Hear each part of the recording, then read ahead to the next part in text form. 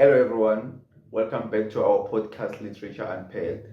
I'm Owen Nomonde And I am Nomonde. so today we are diving straight into Stephen Frears' Dirty Pretty Things.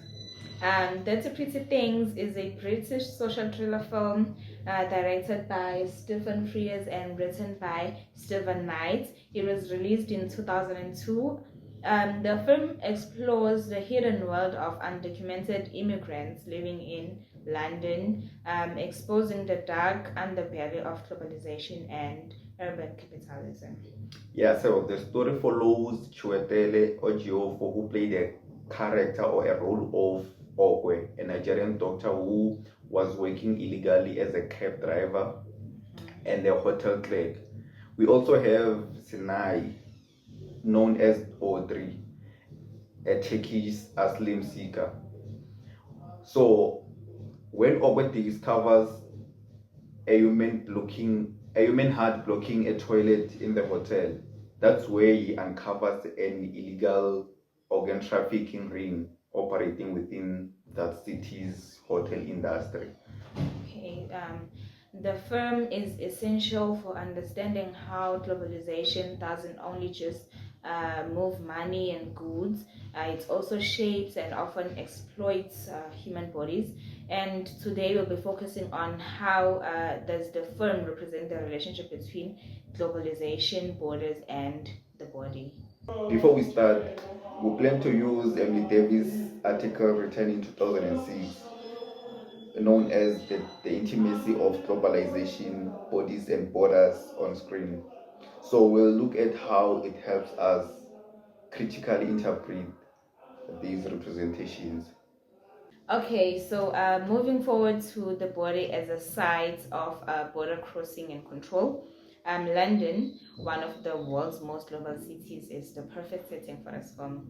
So the film immediately shows the paradox of globalization, where money and goods move freely, but people, especially migrants, are heavily controlled. Exactly. Okwe, Chiwetel, and Sinai Audrey represent human side of globalization. They have crossed borders in search for better lives, but they end up living hidden, precarious lives inside the global systems. Because they are undocumented, their bodies become symbols of control. We see that when the immigration officers raiding Sinai's apartment, they were bursting in like a bull of China shop. So that scene captures how the state treats migrants' bodies they treat migrant bodies as suspicious, something to be hunted rather than protecting them. And here's an irony: where their work is borderless. We see Okwe working two essential jobs, even though it's not work that he always wanted to pursue, but he works as a taxi driver and another one in a hotel keeping London running. But legally and socially, he doesn't exist. The hotel itself becomes a symbol of global city, a place where cultures mix but under deeply unequal conditions. So now let's move to the darkest part of the film, which is the commodification of the human body. This is where the film really exposes the globalization's darkest side. Davis presents globalization as a process which shifts human bodies and transforms them, changing the boundaries between human and commodity. So the legal organ trading happening in the hotel shows us how the bodies of the marginalized groups become literal currency. The immigrants are persuaded to sell their kidneys in exchange for fake passports or better living, trading body parts for their right to exist legally. And it is a very horrifying metaphor. The film tells us that the pretty things depend on the dirty things, meaning the luxuries and comfort that others enjoy depends on the hidden, exploited labor of others. For example, migrants. For example, in the film, the immigrants cleaning their rooms and their taxi drivers even selling their organs. Yes, yes. So the turning point here is when Okwe discovers a human heart in the hotel's toilet. It's such a shocking image, but it perfectly captures the hidden cost of globalization, the literal remains of the people it exploits. So the image of the heart Okwe finds becomes a commodity that reveals what Davis refers as the intimate violence of globalization. Okay, so now moving on to power, gender, and exploitation. The film exposes how these systems of power become personal and intimate, especially for Audrey, who is Sine. Her story shows that the immigrants' women's bodies are the one that face most exploitation. Yeah. So after okay, let's take a look at that working environment at clothing factory. That's where we see Audrey's boss take advantage of her fear and vulnerability. He offers her a protection, but then demands sexual favors in return. It's a devastating example of how power works when one's legal and physical safety depends on others.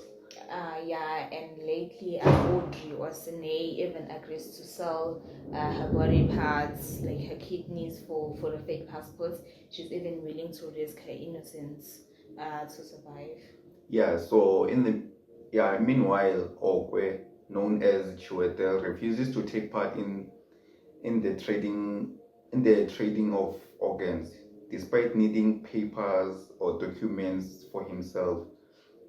His refusal becomes a quiet act of resistance, in a way, or a way of holding onto his humanity in a system that treats people like commodities. Okay, so Davis argues that the victims of globalization can always reclaim their intimacy by resisting and maintaining solidarity, and that is where the film's real power lies. Like even within the dark, exploitative world, there is still compassion, dignity, and resistance. Yeah, exactly. So here we see Okwe agrees to operate on Sinai himself, not for profit, but to keep herself. It's an act of care and solidarity in the face of dehumanizing system. Okay, and then their final act where they decide to drag the hotel's manager and taking his kidney before escaping. It is both poetic and political. They reclaim to control over their bodies and their futures. Oh yeah, yeah. And in the end, they get what they've been searching for. So not just papers, but recognition. The papers represent their rights to exist, to be seen and valued as a human being. Okay, so we can say that multiplicity things makes one thing clear, which is globalization decides who matters and who does not, and migrant bodies, those we rarely see or acknowledge, where these global inequalities become most visible and most violent. Yeah, so ultimately, David Davis' article helps us interpret the entire film by revealing the relationships between borders and bodies. The globalization creates an invisible borders between goods and wealth around vulnerable bodies. Okay, guys, so that's it. We can say that the film was very tough to watch, but essential as well. Yes. Thank you guys for joining us. Bye.